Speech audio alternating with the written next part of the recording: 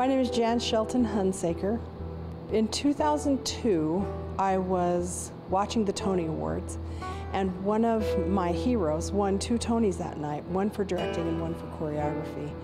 And I couldn't believe someone could be that talented. And yet in her acceptance speech, she said she thanked the people that she worked with on the cast and crew, and then she thanked her dog. And I started wondering, why doesn't she thank her mom? Why doesn't she thank her dad? Where's her boyfriend, or children or whatever? And my mind really went wild.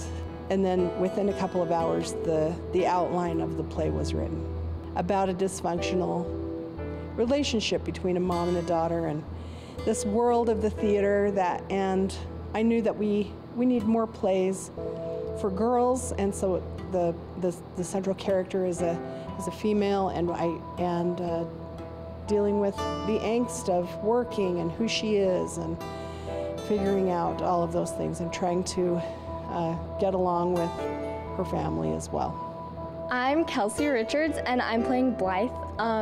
She is the drama teacher of the high school that the flashbacks take place at. I'm the mother of Audrey and Annie, and I'm kind of this character. I've had a hard life. I tried to make it in Broadway and didn't really succeed.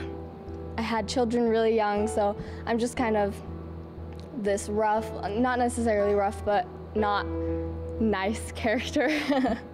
My name is Tanny Lee, and I'll be playing Audrey in When. Audrey is a Tony Award-winning director who spent her entire life kind of trying to prove to her mother that she's worth something, because when she was growing up, she never felt like Blythe cared about her as much as the other kids in their drama department, and she always just felt second best to her sister Annie, who always got the leads in shows.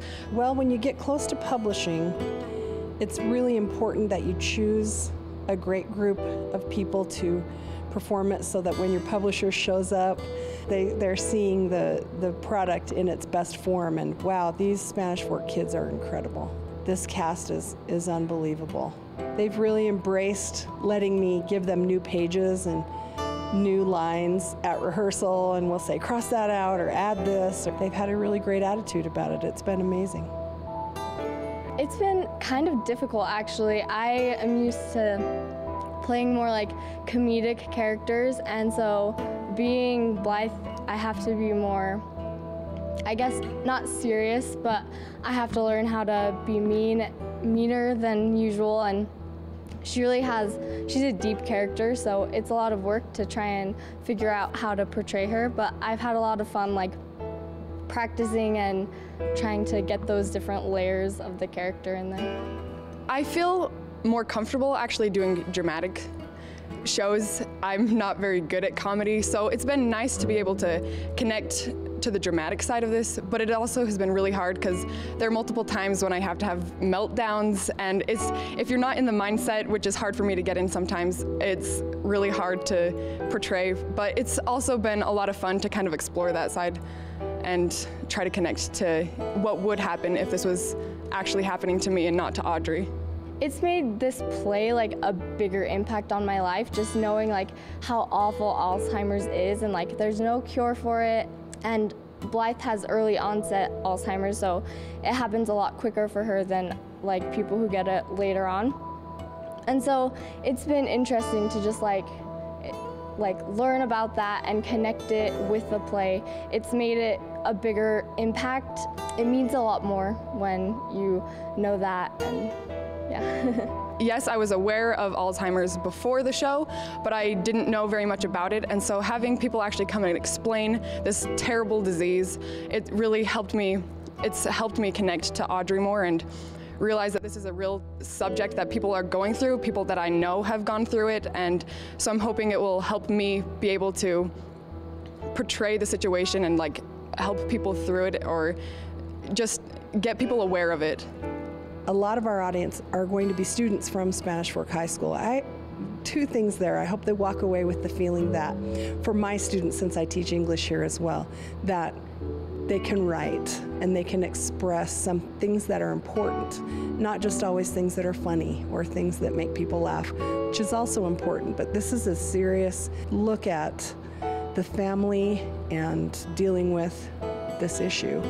And secondly, I'm hoping that the audience feels like when they go home that they repair relationships, that they feel the need to repair relationships with family members that need that.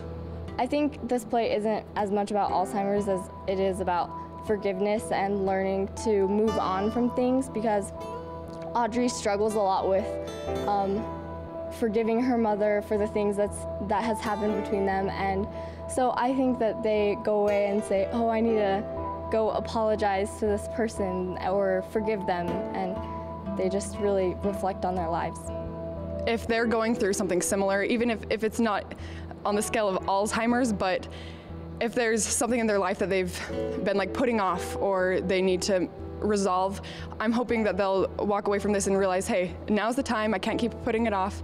And I do hope that it raises awareness of Alzheimer's, because it is a disease that people don't really know about, and there's not much we can really do about it unless we get the funding and get the awareness out. So, yeah.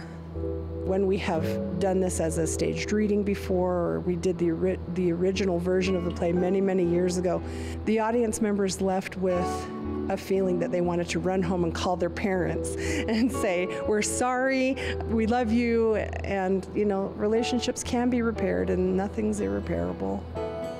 At the rate of Alzheimer's and dementia today, 1 in 3 people will have some kind of dementia, and then it's too late, and so we need to repair those relationships now.